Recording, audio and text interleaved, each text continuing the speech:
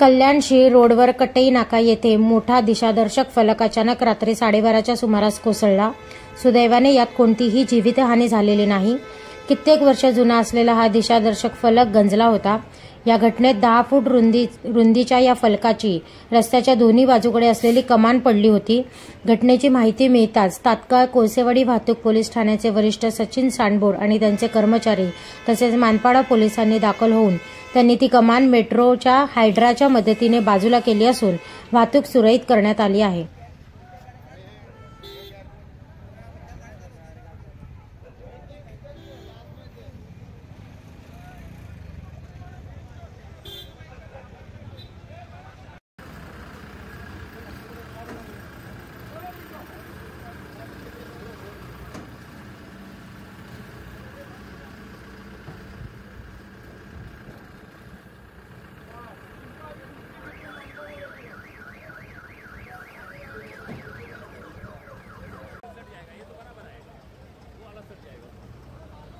Sir पूर्णपणे सडलेलं आहे।